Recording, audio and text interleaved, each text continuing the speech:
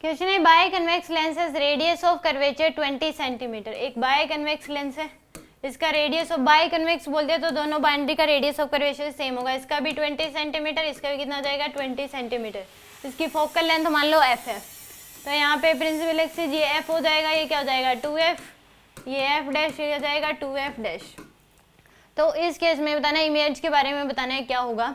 Object 2 centimetre height का है, 30 centimetre distance पे रखा हुआ है। तो यहाँ पे सबसे पहले इसकी फोकल लेंथ निकाल लो लेंस मेकर फॉर्मूला लगा के। अब यहाँ पे सोचोगे कि इसका रिफ्रैक्टिव इंडेक्स नहीं दे रखा, तो आप 1.5 मान लो, क्योंकि ग्लास का रिफ्रैक्टिव इंडेक्स 1.5 है, यही मान के चलेंगे हम। तो यानी कि 1.5 माइनस 1 इंटू में 1/r1 की वैल्यू 20 माइनस r2 की वैल्यू क्या हो जाएगी -20। कनकेव के लिए माइनस का लेते हैं, कन्वेक्स के लिए प्लस।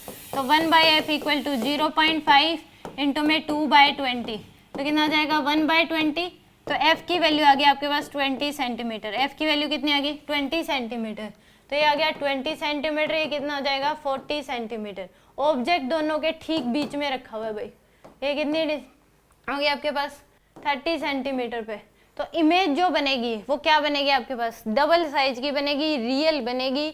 और इस केस में क्या बनेगी, डबल साइज की बनेगी और रियल बनेगी और इन्वर्टेड बनेगी। अगर ऑब्जेक्ट ठीक F और 2F के ठीक बीच में रखा होता है तो इमेज जो है वो डबल डिस्टेंस, यानी कि इसकी जो लेंथ होगी वो क्या होगी, इससे डबल होगी और इन्वर्टेड होगी। क्या होगी, डबल होगी, इन्वर्टेड होगी।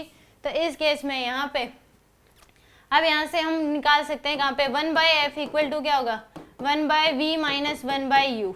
तो 1/f की वैल्यू तो 20 इक्वल टू 1/v और माइनस का, अगर ये क्या आपके पास रियल ऑब्जेक्ट है तो रियल ऑब्जेक्ट के लिए माइनस साइन होता है, तो याद आएगा माइनस का 1/20। तो 1/20 माइनस का 1/20 इक्वल टू 1/v। सॉरी कितना आया था आपके पास, फोकल लेंथ ये 30 है भाई, तो ये 30। तो यहाँ से एलसीएम ले लो आप 60, तो यह आ जाएगा आपके पास 3 माइनस 2 इक्वल टू 1/v। तो v की जो वैल्यू है वो कितनी आ गई आपके पास 60 सेंटीमीटर। 60 पॉजिटिव में आया है, इसका मतलब क्या बनेगी, रियल बनेगी। पॉजिटिव में आया इसका मतलब क्या बनेगी, रियल। तो ये आ जाएगा आपके पास, क्योंकि अगर वो ऑब्जेक्ट इमेज डिस्टेंस पॉजिटिव में आ रही है आपके पास, तो उस केस का मतलब है कि क्या बनेगी, वो रियल बनेगी। क्या बनेगी, रियल। तो इसमें साइन कन्वेंशन क्या होते हैं कि अगर रियल ऑब्जेक्ट है, क्या है रियल ऑब्जेक्ट, तो यू का साइन क्या लेते हैं, नेगेटिव। ठीक है जी। अगर वर्चुअल ऑब्जेक्ट है, क्या है वर्चुअल ऑब्जेक्ट, तो जो यू का साइन है वो क्या लोगे आप, पॉजिटिव। अगर रियल इमेज है, क्या है रियल इमेज, ये v है, तो u का साइन क्या होता है, पॉजिटिव होता है। अगर वर्चुअल इमेज है तो v का साइन क्या होता है, नेगेटिव।